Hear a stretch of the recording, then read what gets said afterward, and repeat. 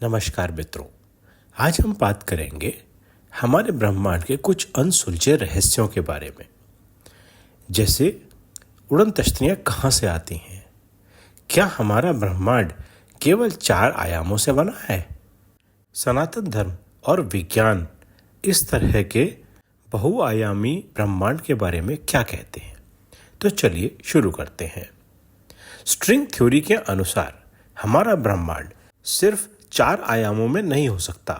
4 आयाम अर्थात लंबाई, चौड़ाई, ऊंचाई या गहराई और समय, तो 4 आयाम। कुछ थ्योरी कहती हैं कि 10 या 11 आयाम हो सकते हैं।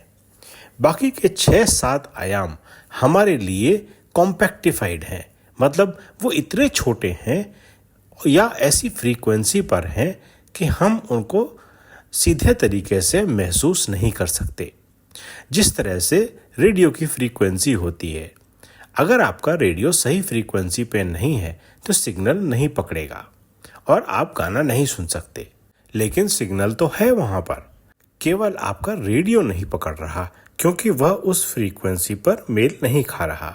अगर कोई परजीवी प्रजाति या सभ्यता दूसरे किसी आयाम में है तो वो हमसे छुपी हो सकती है। वो हमारे सामने अचानक से प्रकट और गायब हो सकती है। उनके सफर करने और समय का अनुभव अलग हो सकता है। हिंदू धर्म पहले से ही इस तरह के बहुआयामी ब्रह्मांड को मानता आया है। सनातन धर्म में 14 लोकों का वर्णन है, जिन्हें भूलोक, भुवरलोक, स्वर्गलोक, महरलोक, जनलोक, तपोलोक और सत्यलोक, जो ऊपर के लोक हैं, बताया गया है। इसके अलावा अटल, वितल, सुतल, तलातल, महातल, रसातल और पाताल, जो नीचे के लोक हैं, ये सब अलग अलग चेतना के स्तर बताए गए हैं, जिन्हें अब साइंटिस्ट वाइब्रेशनल रेल्म बोलते हैं। समानांतर दिखते हैं पर हैं नहीं। योगिक सिद्धियों से कोई योगी एक लोक से दूसरे में जा सकता है। अब हम बात करते हैं यूएफओज, अनआइडेंटिफाइड फ्लाइंग ऑब्जेक्ट या उड़न तश्तियों के बहुआयामी होने के कुछ लक्षणों के बारे में, जैसे अचानक प्रकट होना और गायब हो जाना, गुरुत्वाकर्षण को तोड़ने जैसी गति करना, रडार पर बिल्कुल दिखाई न देना लेकिन आंखों से दिखाई देना, या इसका ठीक उल्टा, बातचीत या एक दूसरे से संपर्क करने का अलग तरीका।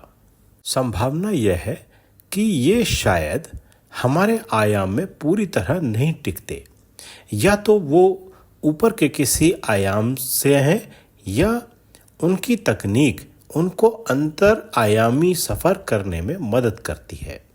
हमारी वैज्ञानिक समझ अभी भी बहुत सीमित है।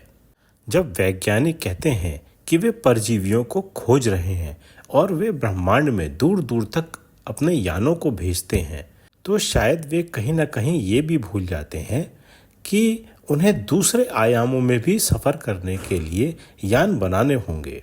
जिस प्रकार आधुनिक विज्ञान आयामों की संख्या बढ़ा रहा है, वैसे ही सनातन धर्म हमेशा से लोक और तत्वों के अनंत स्वरूप की बात करता है।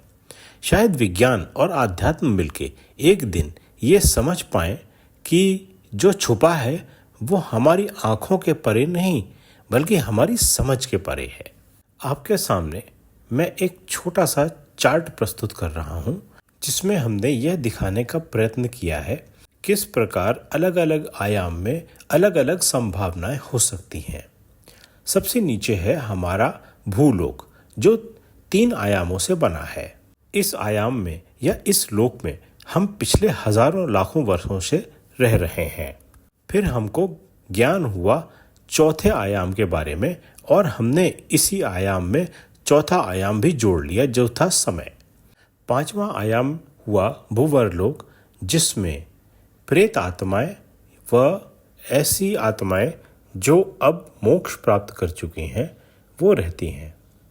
7वें आयाम महरलोक, जिसमें समय का कोई महत्व नहीं रह जाता, भूत, वर्तमान, भविष्य सब एक हो जाता है। इसके ऊपर है 8वां आयाम, जिसे जनलोक बोलते हैं, जहाँ दूरियां समाप्त हो जाती हैं। ना ही कोई समय होता है और ना ही कोई दूरियां रह जाती हैं। 9वां आयाम होता है तपोलोक, जहाँ पर तप करे हुए ऋषि मुनि यहाँ पे बसते हैं, जो समय और काल से परे निकल चुके हैं।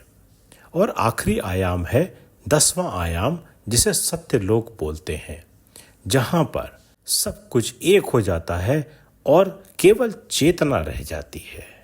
मित्रों, यह काफ़ी गहराई से विचार करने वाला विषय है। आप यदि इन लोकों के बारे में थोड़ा सा विचार करें तो शायद आप और आगे तक सोच सकेंगे। अपने विचारों को कमेंट में शेयर करना ना भूलें। कहानी सुनने के लिए धन्यवाद।